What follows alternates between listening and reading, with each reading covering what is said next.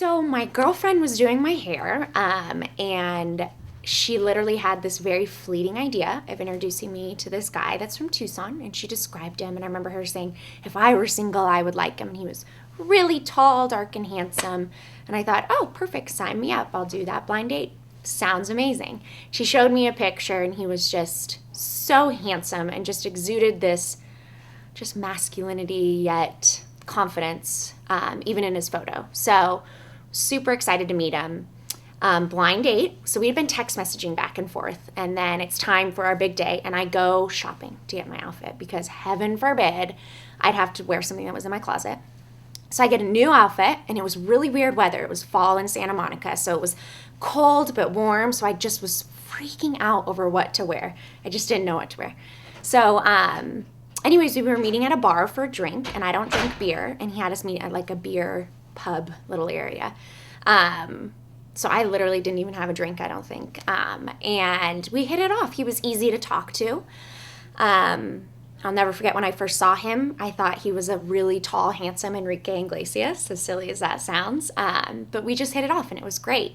Then we went out to dinner, and if he told this story, he would say that he had the idea of just having a drink at first set up because he wanted to feel it out and see if he liked me. And then he would say, okay, I can take her to dinner now. So that was the whole idea of just getting a drink first. So I guess I passed that test. We casually dated for a couple months, and then he decided to break up with me for some unknown reason. And then he came back. I think it was like a month later, literally, and that's when we fell in love. And I'll never forget, he said, Megan, let's go to Santa Monica. Dano, who's one of his best friends, he said, let's go to dinner. And I said, okay.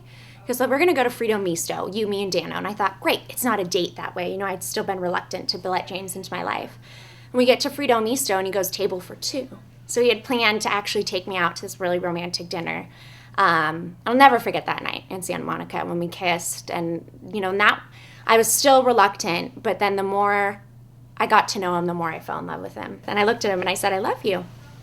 And he goes, you can't love me. You haven't even been grocery shopping with me yet. So he didn't say I love you back, but the next morning he took me grocery shopping with him. And it was like a week later that we decided we loved each other. And how I knew I loved him was the most trustworthy, honest human being that I've ever met. And I knew that I was safe with him. I knew my heart was safe with him. And I remember that moment where I thought, and I wrote it down too. I said something about him, and I know that I'll spend the rest of my life with this man. And it's just been such an incredible journey ever since. So that's why I love him, and that's our story. So James, I'm so excited to be your bride today. I'm excited to be your wife, and I'm excited to spend the rest of my life with you. I can't think of a better person, a better man, a better human being than you, and I mean that from the bottom of my heart. You've been there for me through thick and thin. There's nothing in this world that I know I can do everything with you by my side. One of my favorite things that you always say to me is, I've got you. I've got you. And it's such an amazing feeling knowing that you're there and you do have me 100% of the way, and I want you to know I have you too. Thank you for loving me. You are my best friend, the love of my life, and my absolute dream come true. So I'm so excited to marry you. Can't wait to be your bride, and I can't wait to be your wife and Mrs. Vargo. I love you, sweetheart. Thank you. Courtney goes, I think that's mine. Oh, I was just joking. So I was like, be trying to look in it. I was like, that's my bag. I love it. Oh, he is so sweet. Gosh, James.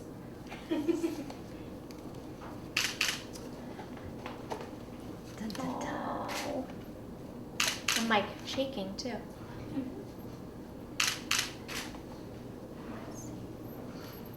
Oh, I love it.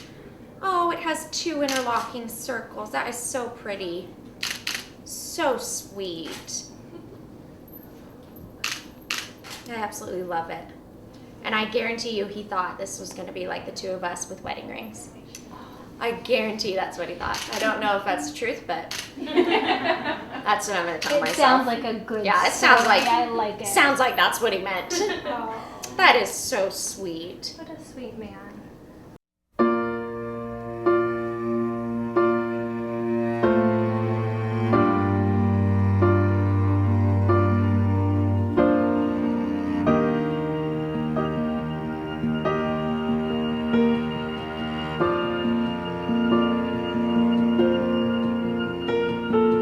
Heartbeats fast, colors and promises.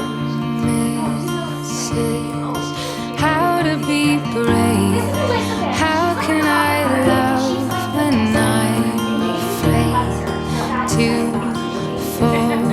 But watching you stand alone, all of my doubt suddenly goes away somehow. One step closer. I have died every day waiting for you. Darling, don't be afraid. I have loved you for 1,000 years. I love you for 1,000 more.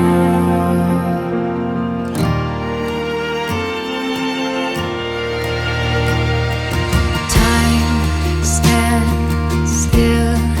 Beauty in all she is.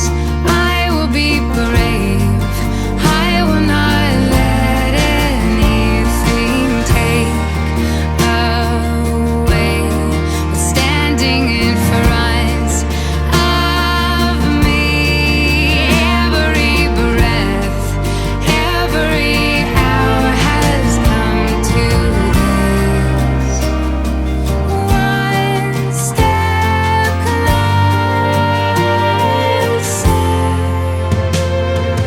I have died every day waiting for you.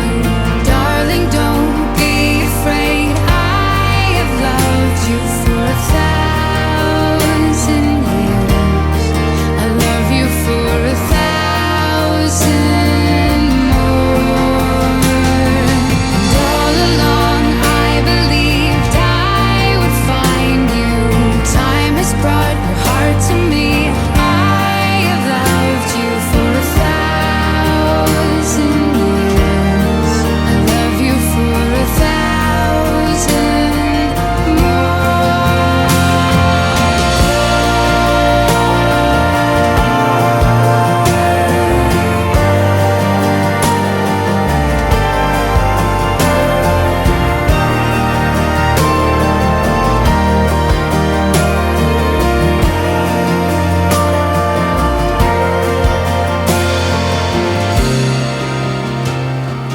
one step closer. So Megan and I were set up on a blind date by a mutual friend of ours. And my first thoughts of her were she was a beautiful girl. And that, I mean, just based on appearance, I didn't, we had a great time. We eventually went out for dinner after meeting up for drinks. And I was very impressed with her on the first day. I was in physical therapy school at the time. I wasn't really looking for anything serious. And I just thought, hanging out, that's fun. But I didn't think I definitely didn't think I would even end up marrying her. How it went from there is, we hung out and we had fun and, nothing too serious because I was going to school. She lived out in Santa Monica. And so we really didn't get to see each other that much. And I kind of actually broke things off with her pretty early on. And I don't know why I did that. I think maybe just because I was away from her in school and I had kind of these separate things with school and then my personal life. But then I kept missing her. Like her personality was so infectious. just I was kind of addicted. Like I wanted to see her. She was always so happy, so bubbly, so full of just life. And I really did miss that. She was just, I don't know, the energy about her. I couldn't stay away. So we started hanging out again, and she always had the beauty, even from the first moment I met her. But then I realized how infectious she was when she wasn't around. But I would say what finally made me realize that she was the one was she has got a great personality, but just her intelligence. I mean, there's so much that I found out about her as we hung out more. She wasn't just a pretty face or somebody with a lot of energy. She's also extremely intelligent. She's taught me a lot about everything, not just life or love or just the world. And so she's the perfect girl, and it sounds corny, but she has it all. And so I just wanted to say to you, Megan, that I love you. I'll love you now. I'll love you forever. And I'll take care of you forever. I'll do anything for you. And I'm happy to be your husband.